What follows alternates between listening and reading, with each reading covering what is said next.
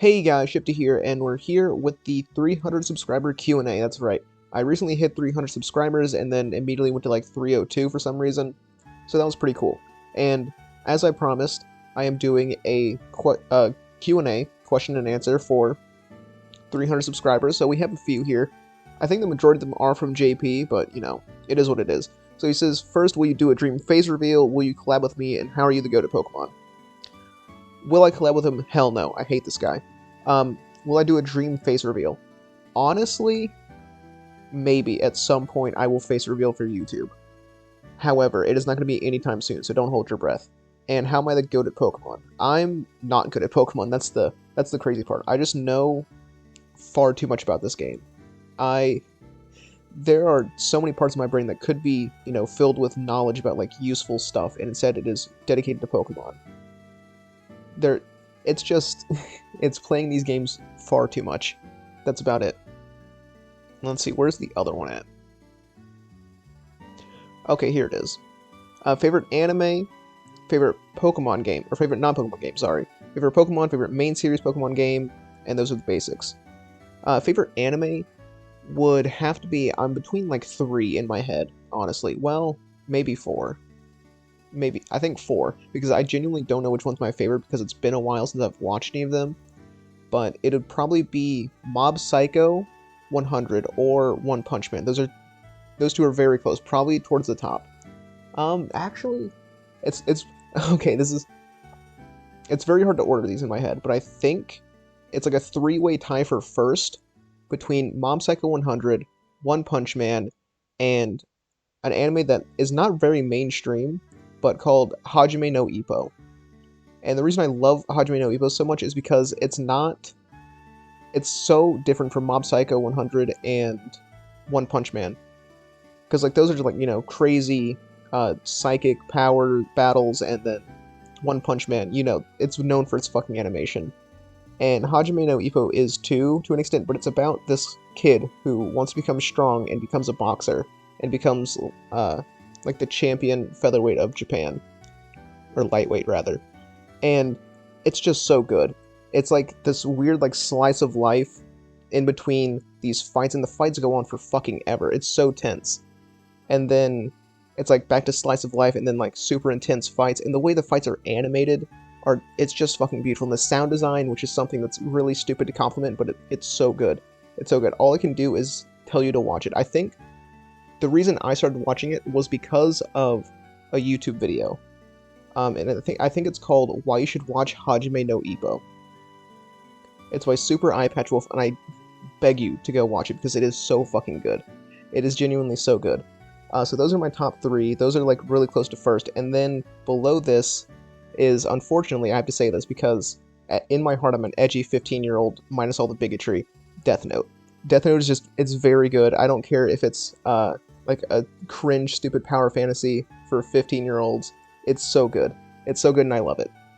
So those are my top 4. It's not really favorites, but I mean they're favorites. Oh, and Spy Family is somewhere in there. I have not watched all of it, but it's in the mix for sure.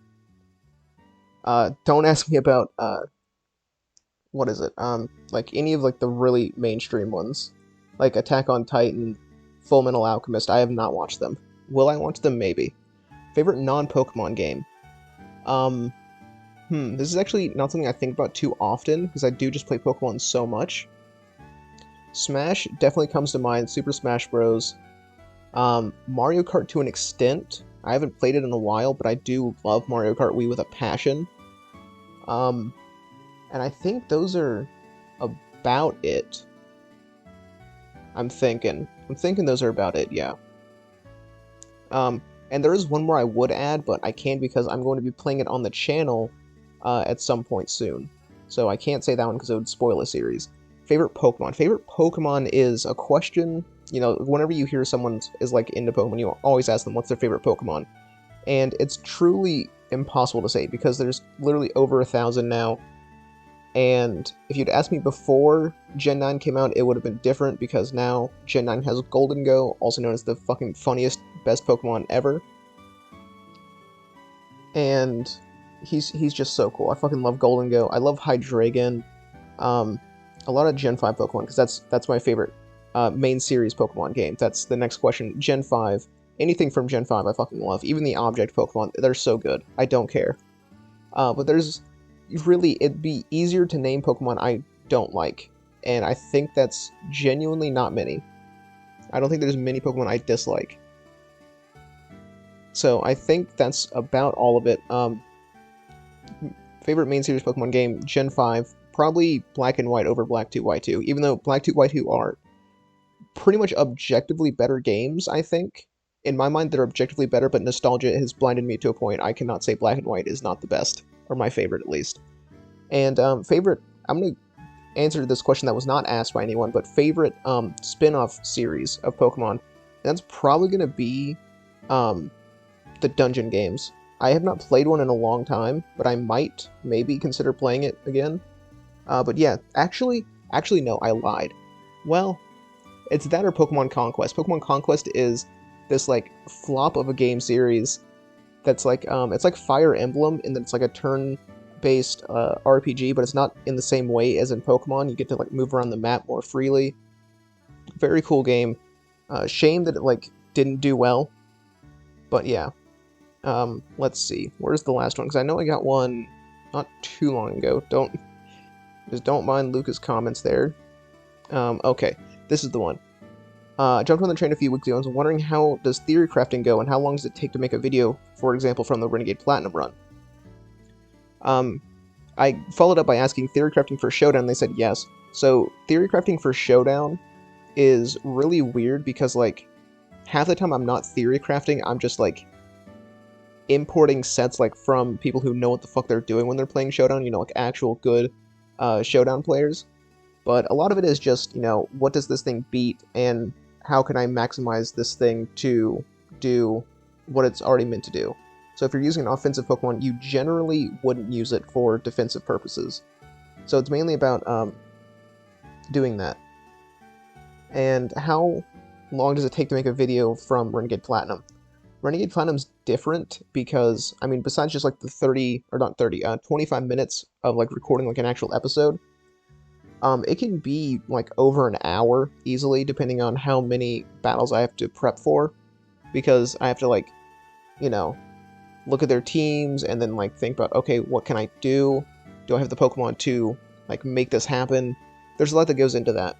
And then like items, it's a whole thing, and then it's usually it starts with like what do they lead and what can I do to beat it, and then what does that Pokemon bring in. Like if I take like for the most recent episode, I beat Jolteon with Umbreon, so that means that Raichu came out if I remember correctly because it is Focus Blast.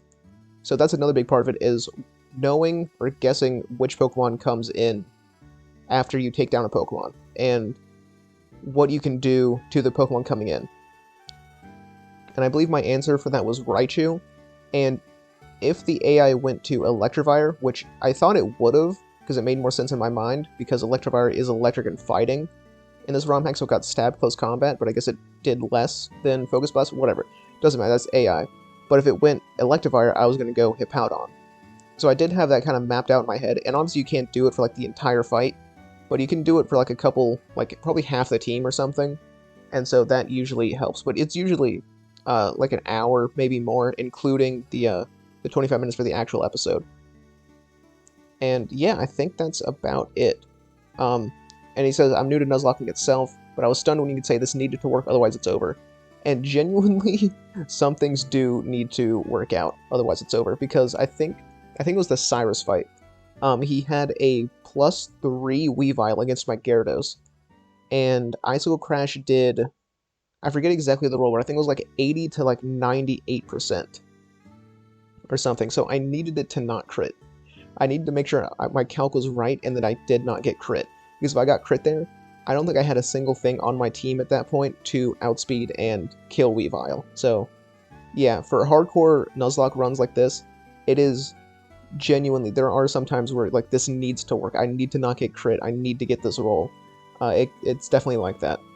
If you want more information and like tips for Nuzlocking, there's a great channel called Pokemon Challenges, and he's self-described best Nuzlocker in the world, which I would probably agree with.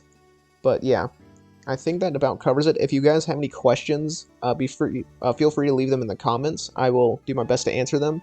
But I think this is about it. I think those were the only questions. Yeah. I guess it doesn't really count as a question, but Luca asked for a Shuckle run, and I'm saying maybe. Because I did a little bit of research into it, and Shuckle, surprise, is not a good Pokemon. So, there's only 2 games that I could feasibly use it in. And it may or may not happen at some point. It's definitely not going to be the next one, but it's on the table. It's on the table. So with all that being said, thank you guys for watching. Thank you for 300 subscribers. I really can't say thank you enough. And we hit it before New Year's, which is crazy. We got there. So thank you guys, and hopefully, 300 more subscribers this year. So thank you, and I'll see you in the next episode. Peace.